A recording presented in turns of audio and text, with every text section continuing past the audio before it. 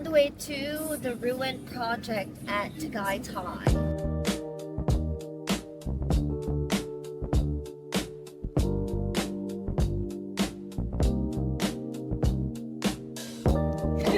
Baguio.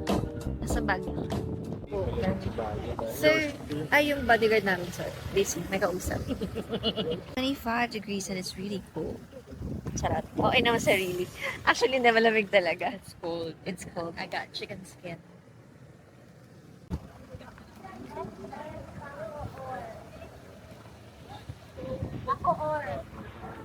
So, 500 na yung entrance fee dito sa Crosswinds, but pwede na daw sa lahat ng establishment. So, I think that's convenient, but still really expensive kasi hindi siya consumable. So, ano mo yun? Sana ginawa mo lang nila 250 instead of 500.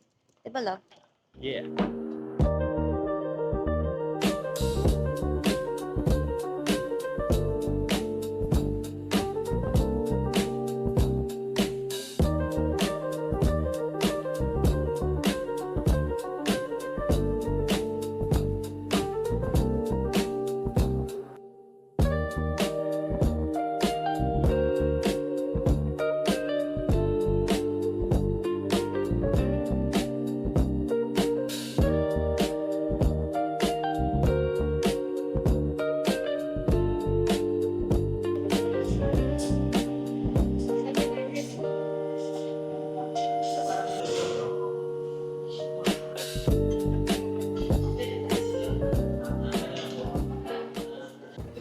Hey, let's go.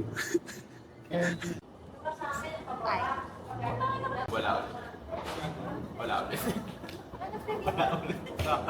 Tatanda ako. Ang pagpunta mo. Kanan.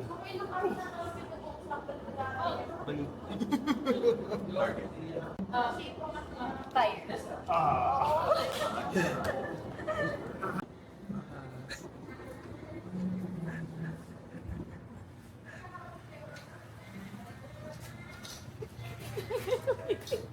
Kami po ay mamamaalam na kay Rob.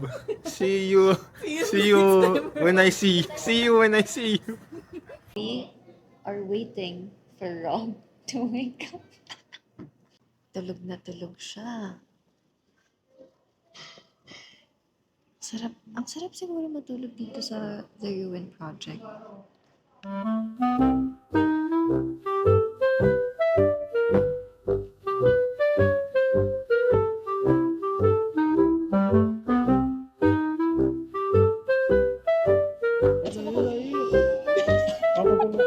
A little longer than a few minutes later. Oh,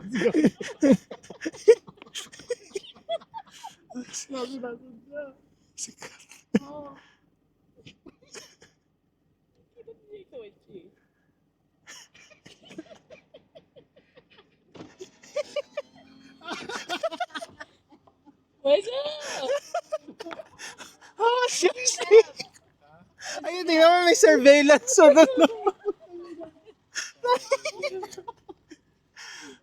Last stop for today.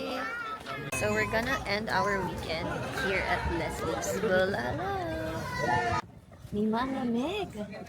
Oh my.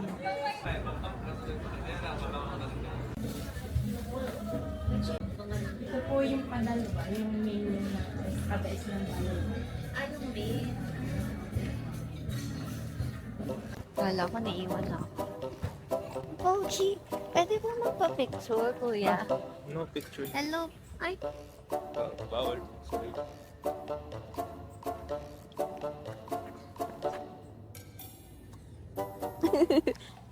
Kasi, lamig.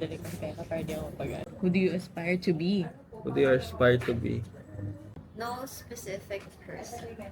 But I Why? want to be established on my own.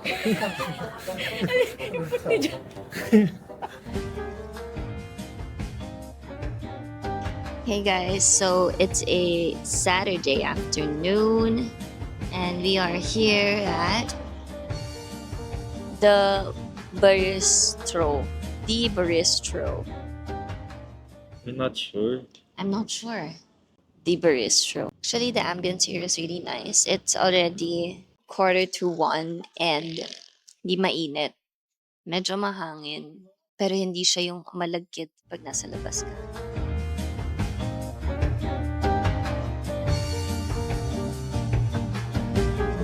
Okay, so while we're waiting for the food, why don't I ask you questions? So first question, why did you start vlogging? Why did I start vlogging? Well, honestly, my main reason for that is it's to capture bits and pieces of memories, activities, my life in the city. Just something to look back on when I'm much older. Probably for my future kids to be able to watch, think, oh, ganda pala ginagawa ng mom ko nung bata siya, nung tiny siya. You know, stuff like that.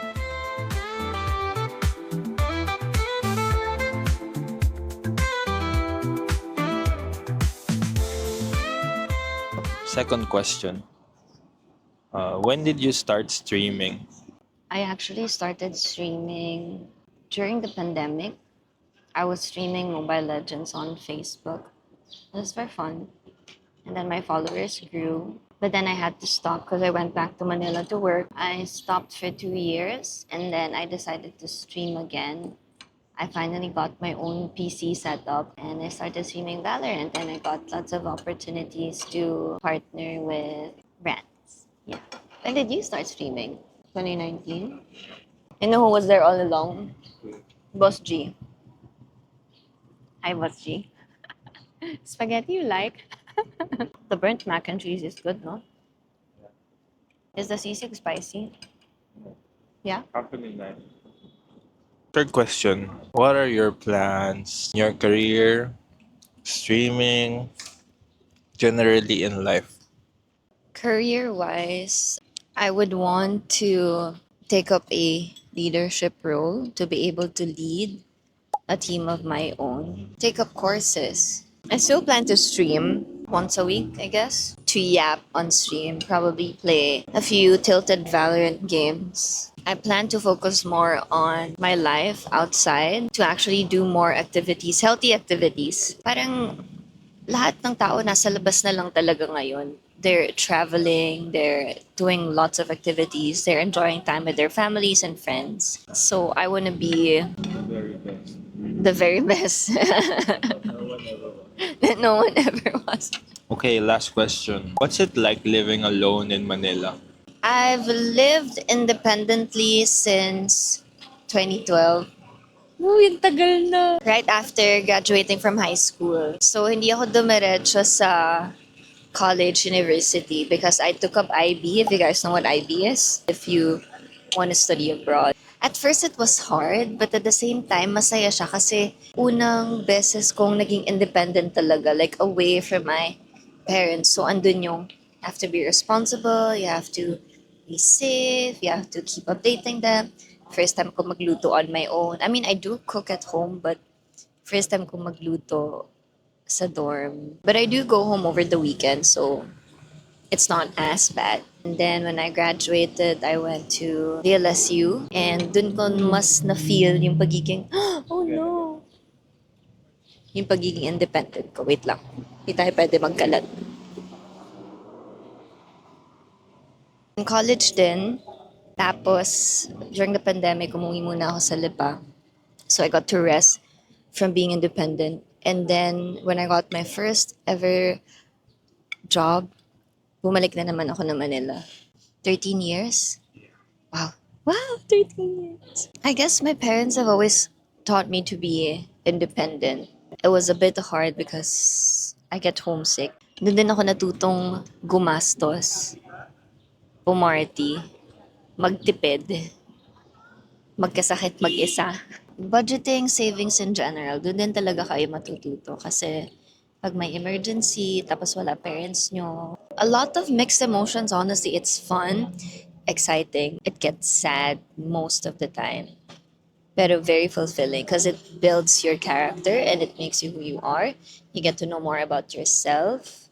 You get to learn more about what you can or cannot do and what you want to do with your life. So ang daming lessons. I know you guys are wondering kung hinayaan lang ako ng parents ko to live independently after high school. They had mixed feelings about it, but they wanted me to be independent. So they guided me, they were checking up on me every day up until ako na yung nagme-message sa kanila asking them nasan sila, what are they doing. I know they also had their comments about my stay in Manila, and they weren't always 100% in agreement with me, but I'm still thankful they gave me that freedom because I got to learn more about myself.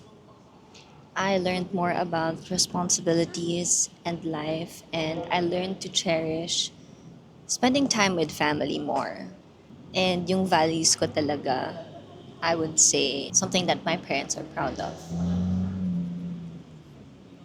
You don't agree? No, it's true. Really. Well, all that she said is actually true. And she really is responsible. Like, she pushes me to like be more cautious about my spending and my expenses. Yeah, she's legit. I guess to sum it up, living independently has not only shaped my character, but also my values, my perspective, my point of view in life, how I see people, how I treat people. So I owe all of this to my parents. And worth it naman yung binigay nilang freedom sa akin to live alone.